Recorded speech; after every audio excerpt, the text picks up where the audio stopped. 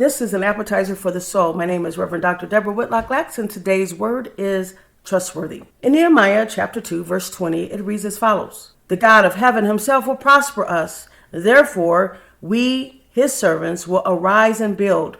But you have no heritage or right or memorial in Jerusalem. Nehemiah has learned that the walls of Jerusalem is down and the gates are burned. His knee-jerk reaction was that of weeping and mourning. But in his spiritual life, he moved to praying and fasting. He conjured up the courage to not only reveal his emotions, but to ask to be released from his duties for a season so that he might rebuild his hometown, Jerusalem. He had the courage to boldly ask for provision and safe passage en route to Jerusalem.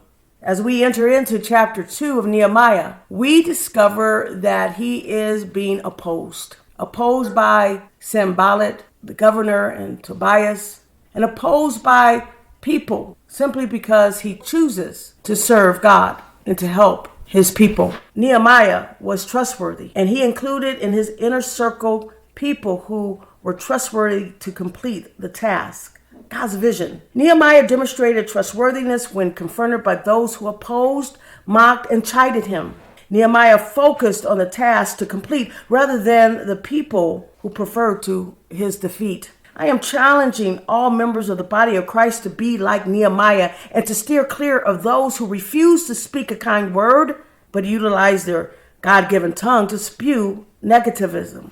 I ask all true Christ believers to stand with their pastor, their church leaders, to rise and rebuild their churches and their communities.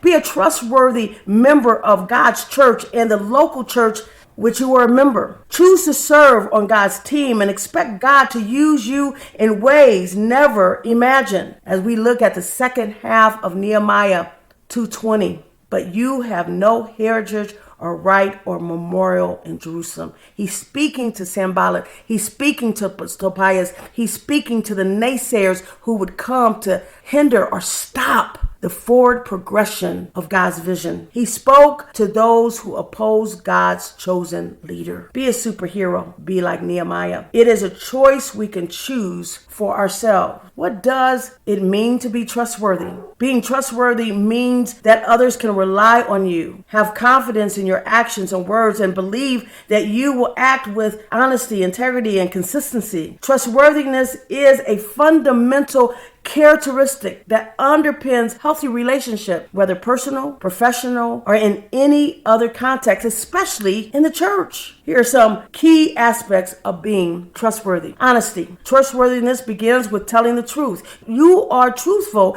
in your words and actions and do not deceive or mislead others. Reliability. Being reliable means following through on your commitments and promises. Others can count on you to do what you say you will do. Integrity. Integrity involves adhering to a strong moral and ethical code. You act in a way that is consistent with your values and principles. Consistency.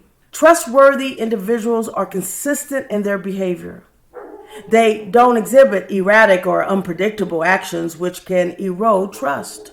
Confidentiality. Keeping confidences and respecting others' privacy is a crucial aspect of trustworthiness. People should feel safe sharing sensitive information with you. Accountability. Trustworthy individuals take responsibility for their actions and mistakes. They're willing to admit when they are wrong and work to make amends. Openness and transparency. Being open and transparent in your communication helps build trust. Hiding information or being evasive can lead to suspicion. Dependability. You are dependable when others can rely on you to be there when needed and to provide support or assistance as promised. Empathy. Demonstrating empathy and understanding for others' feelings and perspectives contributes to trust. People are more likely to trust those who show they genuinely care. In summary, trustworthy individuals are often seen as reliable, loyal, and honorable, making them highly valued in various aspects of life. This is especially true in the Christian church. I'm glad you're on Team Jesus and have committed to walk with your pastor and church leader as they walk with Jesus.